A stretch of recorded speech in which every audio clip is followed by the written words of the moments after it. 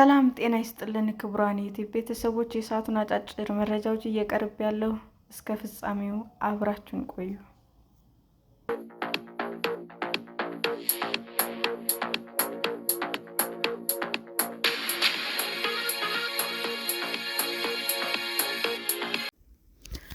ጠቅላይ ሚኒስትር አብይ እና ፕሬዝዳንት ፑቲን በበርካታ ወቅታዊ ጉዳዮች ላይ ተነጋገሩ።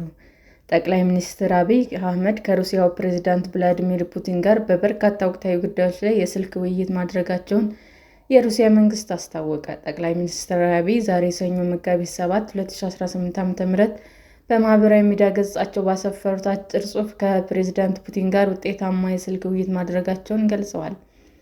እንደ ጠቅላይ ሚኒስትር አብይ ገለጻ የሁለቱ መሪዎች ንግግር በሁለትዮሽ ግንኙነትና በሌሎች የጋራ ጉዳዮች ያተኮረ ነው።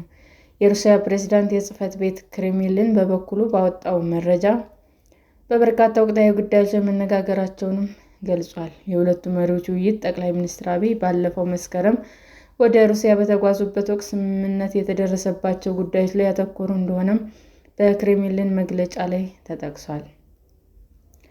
ጠቅላይ ሚኒስትር አብይ በዓመቱ መጀመሪያ በፕሬዝዳንት ፑቲን ግብዣ ወደ ሞስኮ ተጉዘው በዓለም አቶሚክ ሳምንት ጉባኤ ላይ መሳተፋቸውና ከሩሲያው ፕሬዝዳንት ጋር መነጋገራቸው ይታወሳል።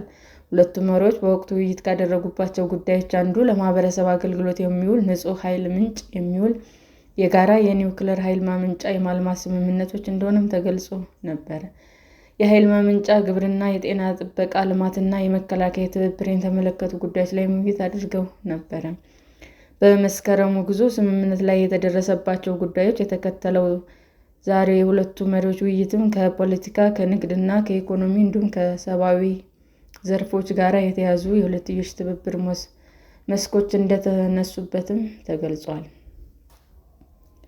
የክሬምሊን መግለጫ ሁለቱም ወገኖች የሩሲያና የኢትዮጵያ በወዳጅነት የተሞላ ግንኙነት ለማጠናከር እንዲሁም በሚመለከታቸው ሚኒስቴር መስሪያ ቤቶችና ተቋማት መካከል ያለውን ግንኙነት ለማጠናከር ያላቸው ቁርጠኝነት በድጋሚ አረጋግጠዋል ይላል። በተጨማሪም ፕሬዝዳንት ፑቲን 81 ሰዎች እንደሞቱ በተረጋገጠበትና በአጠቃላይ 125 ሰዎች በጠፉበት የጋሞ ዞን የመሬት መንሸራተት አደጋ የተሰማቸውን ሐዘን ለጠቅላይ ሚኒስትር አብይ እንደገለጹላቸው የጽህፈት ቤታቸው አስታውቋል።